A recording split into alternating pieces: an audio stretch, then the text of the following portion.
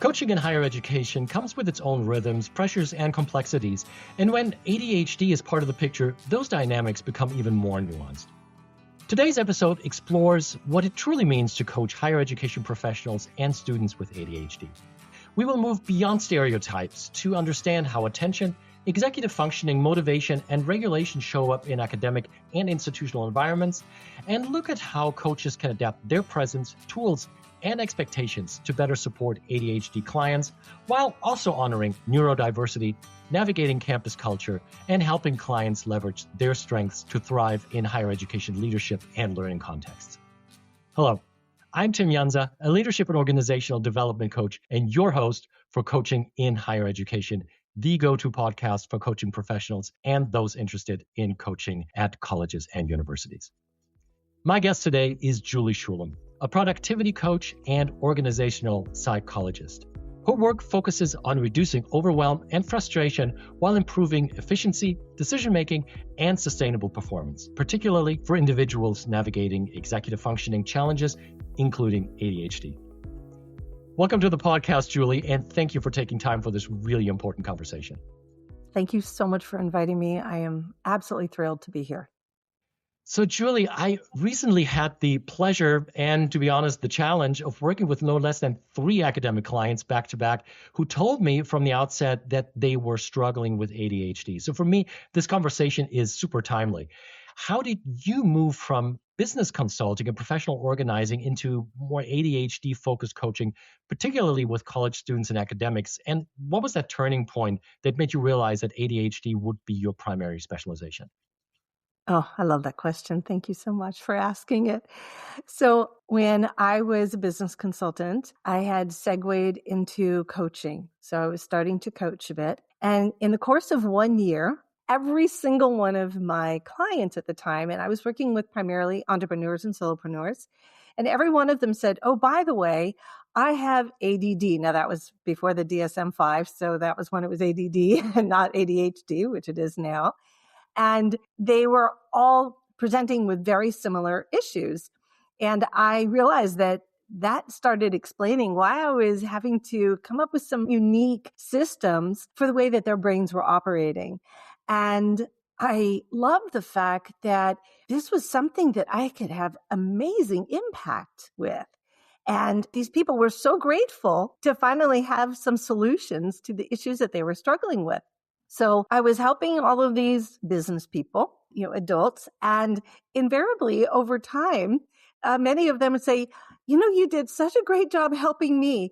So I have this student, I have a college student who's struggling with the same things. And their student often was getting a diagnosis and then they realized, oh, that's me. So this definitely is hereditary. So we know that. So I ended up working with a lot of college students. And I got to working with a lot that were in the area I was living at the time. And the Department of Disabled Services for students there got wind of my work. And they started noticing that I was having a really high success rate. And the students were really, really not only liking me, but having amazing success. And they ended up putting me on their referral list. That was my life for many, many years, is working with undergrads as well as postdoc and PhD students. Well, congratulations, Juli. You said you noticed you could have an amazing impact, and from everything that I've heard and seen, you certainly have. So, kudos to you for doing this. You said that those early clients, and of course, continuing with the work that you're doing, presented with similar issues. That's how you put it. For a coach or a staff member who's not a clinical professional who's trained in this kind of work, what are some of the telltale signs that they may be struggling with undiagnosed or undermanaged ADHD? That's a great question. And a lot of academics, a lot of professors, for example, may start noticing certain issues. There are many times I am working with someone who they say, I'm having a really hard time organizing and I get distracted easily. I'm not really good at getting things done. My time management's really off and they're missing deadlines. So they'll start sharing all of these experiences they're having. And to my mind, I'm like, okay, check. These are all the classic issues of executive functioning challenges. So I am looking for, or when I'm talking to a professor, sometimes not just professors, but individuals in corporate environments, and they say, I've got someone who's I'm working with, and I've noticed these things. Well, the things that you might see are missed assignments consistently. But this person is very participatory in class. They might be, knocking it out of the park. You can tell they know they've got the material. They're smart, but they never turn anything in. They might forget to take a test. I had a student who literally forgot to take the test, like didn't have it on the calendar. So they're generally, not great at getting things organized in terms of when they're supposed to be where. And these are all the things that I work with them on.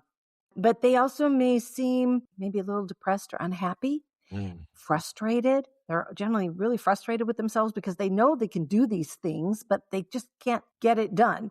And that's really annoying for them. And they're very frustrated.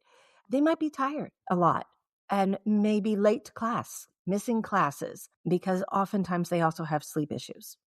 So there are a variety of things, but for the most part, the areas that you want to be looking for are these things where they're just not keeping up with the rest of the class. So what you're describing, some of it is just, let's say, behavioral, but there's a lot of psychology that goes into it. And what this brings up is naturally the line between coaching and therapy. That's one thing that we always have to watch out for, the line between coaching and consulting, and then but also coaching and therapy, that we, as trained coaches, unless we have special certifications or additional training like you have now had, that we should not cross. So I'm wondering, when you work with a client who presents with some of these struggles, and you suspect that they might be having an ADHD issue that they may not even be aware of, they're just frustrated, they just can't get things done even though they know how to do it all. Right. How could you ask about this in a respectful and, let's say, non-pathologizing way? And how do you bring up the possibility of maybe a diagnosis or medical evaluation in an ethical and respectful way? Because we always want to make sure that there is trust there, that we have clear boundaries, clear expectations in our coaching engagement. How do you do that? That's a good and delicate question to deal with, for sure. I've had this situation come up often. People will come to me with the issues without actually attaching it to any kind of a diagnosis. So one of the things that I'll do is, first of all, I'm working with them for a little bit. I may have 2-3 sessions, and then I'll maybe just very gently broach the subject and say, have you thought of why some of this might be happening? Why you're struggling with this, just to get an awareness of what's going on in their head. I'll be honest with you, invariably, and so far, everyone that I've brought this up with in a very gentle way, and also you want to be really compassionate, no judgment, just curious. How do you think this is, maybe what this might be or what's going on? Every single one says, well, I've been thinking maybe it's ADHD. That comes up. This is a very well-known diagnosis. So it's not that, people are completely thrown off their game when they hear about it. Most of them are just really relieved. And then you want to just maybe describe some of the things that you're observing as the coach and say, I've been noticing that you struggle with being distracted a lot and keeping track of things. You're losing things often. Disorganization is something you commonly bring up. That falls into the category of executive functioning skills. Some of the others are decision-making, and you can bring up some of the other things, and that actually could potentially be ADHD. Have you considered that it might be a learning disability or something along those lines? And just come from a place of caring, nurturing, no judgment ever. And one of the things I also tell coaches or anyone who's working with someone with ADHD in any capacity, if you're in a relationship with someone with ADHD, never tell someone with ADHD to just do it already or just try harder. Yeah. I can tell you that those with ADHD are trying harder and working harder than anyone else will or can do, because they have to work harder just to be able to get to the place that the rest of the population, neurotypicals, will.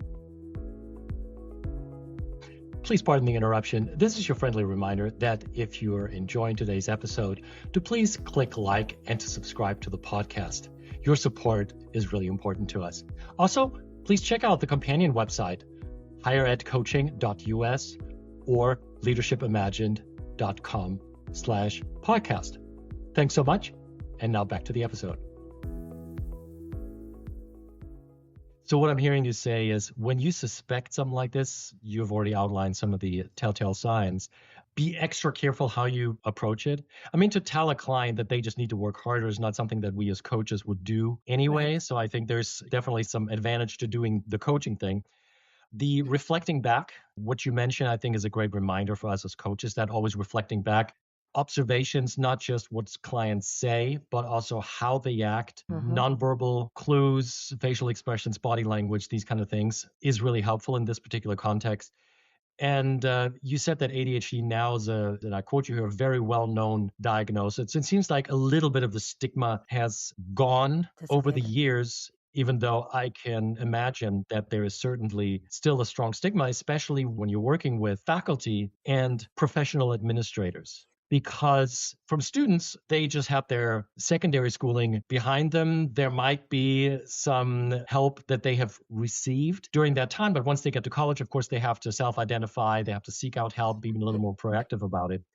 So if we wanted to shift maybe to faculty and professional staff for a second, what is your experience working with them? Because when they can't get things done or they feel like they're struggling in their field of expertise, that is a very touchy subject because it attacks their sense of competence potentially. And especially Very. with faculty, being competent is such an important aspect. How do you navigate that? And how do you help faculty or staff begin rebuilding that sense of competence and self-trust in case that has been undermined? It's a good question as well. When I've worked with people in the higher education world, many times they're coming to me because they notice they're not hitting the mark. They are not doing the things that they know they need to do, and they're stressed out, they're frustrated, and they want to be able to do their job better. I haven't seen too many that question their expertise, but their ability to actually do their job and do it well. So the areas that we usually work in are helping to, for the most part, get the skills under their belt. Make sure that they have the tools to do the things that they're trying to get done so that they can be successful there. I don't have to teach them how to do their job. They know how to do their job. Mm. They just need to have the tools to be able to do the things that they intend and to make sure that they are on task, that they don't procrastinate, that they can quell overwhelm, that they can make decisions more easily, that they can strategize and sequence and prioritize. These are the kinds of skills that I teach my clients to do. Once they embody those and they know how to use them, then they can tackle their jobs beautifully. It's just making sure that they have all the tools at their disposal.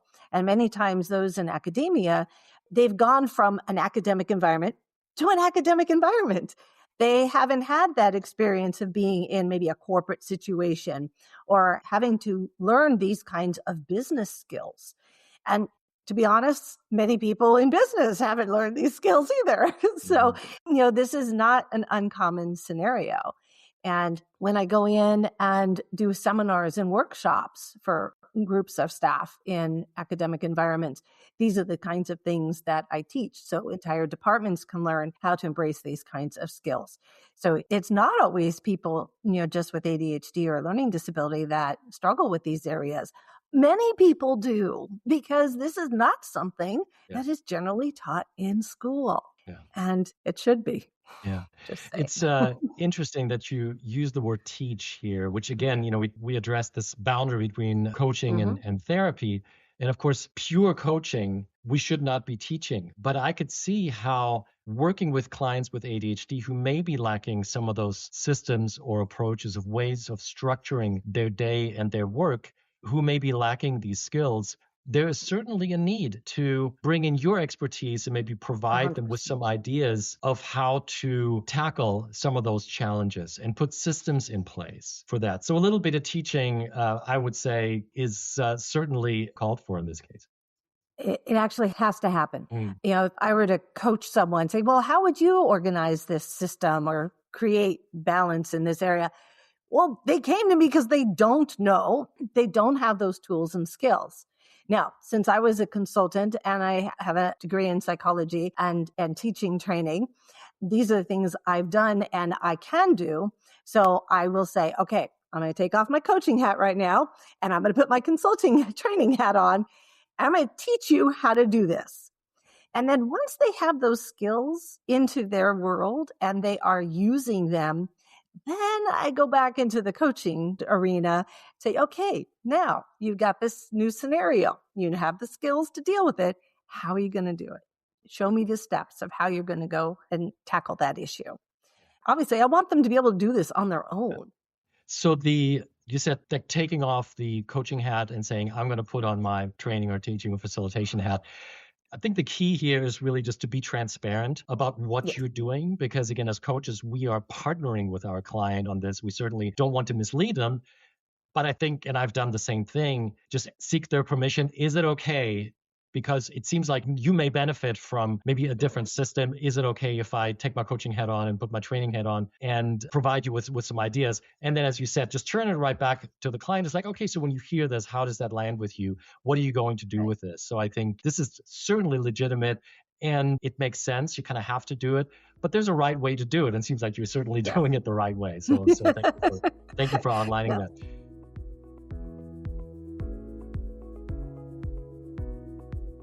So these systems you help co-create, could you walk us through a concrete example of what these systems look like?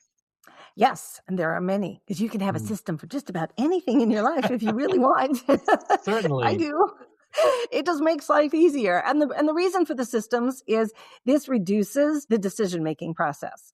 Decision-making is one of the biggest challenges that someone with ADHD has. And this is what often causes procrastination, avoidance behaviors, because they just can't decide, what do I do next? Or how do I do this thing in a certain way? I create ways to reduce the decisions so that things become automatic. So we start by putting structure in place. And then one of the things that I'm going to share with students, one of the things that I do is I created a homework scheduling system. And I teach students how to plan ahead, because that's another big issue with ADHD, is not being able to kind of see what's coming up and plan for it. So, for example, I've had students at the beginning, especially when they'll go through the semester and fail to notice that they have a paper coming up in 2 weeks and they realize it 2 days before. So I help them go through their entire syllabus, their entire schedule, go to the portal and get everything that they need to be aware of, put all their classes into their calendar straight up, put all of their exams in their calendar again. We color code the whole thing, and I teach them how to color code, and there's actual science behind the colors that I have them use. And then we put in blocks of time for study. I always ask a student, how much time do you think you need to devote to the work part of your academic life here? And I have never had anyone get close to the actual number of hours, because they're thinking in high school terms, especially if, they're freshmen or, first year or second year. And so I will educate them on the number of hours. They're usually shocked. And then I teach them how to keep track of the assignments by looking ahead, planning every Friday what is coming up for the week after, and also noting any work that's coming up, like long-term projects, papers, experiments, things that they need to plan for in advance, as well as exams, so midterms and finals, because you want a good 2-week window to start planning and getting that going.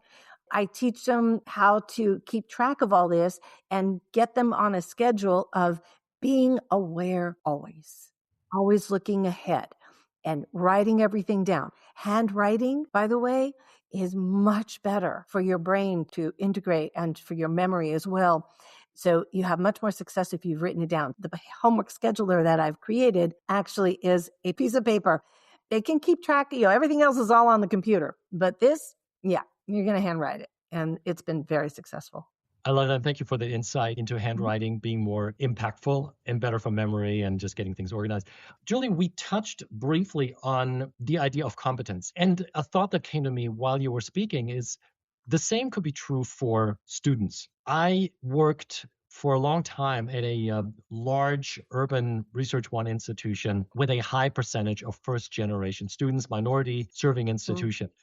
And one of the things that I have found is there's so many students who are first gen who don't have any family members or a whole lot of friends who can help them navigate campus. So when they arrive on campus, they are just completely overwhelmed because number one, they don't know how things work. They don't know how to interact with professors, with staff, how to get started beyond the systems that you just mentioned. And when they already struggle with ADHD, I could imagine this just exacerbates the problems exponentially. Is that something that you have observed as well? Yes. Most of the students, when they go into a university setting for the first time, they are overwhelmed, underprepared. They don't know what they don't know as well. So they're not only navigating getting themselves to class and doing their assignments, but also taking care of themselves, often for the very first time. They don't have anyone making sure that food just arrives. They don't have their laundry just magically done. These are the areas that we really have to help them to navigate. And that's why when I'm coaching someone for the first time in academic situations, I'm looking at everything in their lives, even down to, okay, when are you going to do those chores? When are you going to do your laundry? When are you going to go grocery shopping if you're not on a meal plan on campus? So it's a lot that they have to think about, plan, and navigate. So I can help them, of course, but there are also services on campus. And then I also encourage them, get to know your professors. Mm. Don't avoid them. Many are really hesitant and nervous to speak to their professor, email them, or just go to their office hours. So I have a lot of friends who are in academia who are professors. And I tell the students straight up, your professor is obligated to have office hours. They have to sit there whether you show up or not, and they love talking about what they do. So go there, show up, and let them get to know you. Because if you end up having an issue at some point in the semester, it'll be much easier to go into that professor's office and say, hey, I'm having a little struggle with this, or I didn't really grasp yesterday's lecture. Can you help me with that? I'm not understanding this material. So this way, that introduction has occurred. So I have my students every single time, go get to know your professors in the first 2 weeks. So it's about relationship building, building the support system, not just with on-campus support that might be there with counselors or some student success centers if they're available, but also being a little more proactive in establishing those relationships so a student can find this support and reduce anxiety, perhaps when working with their professors.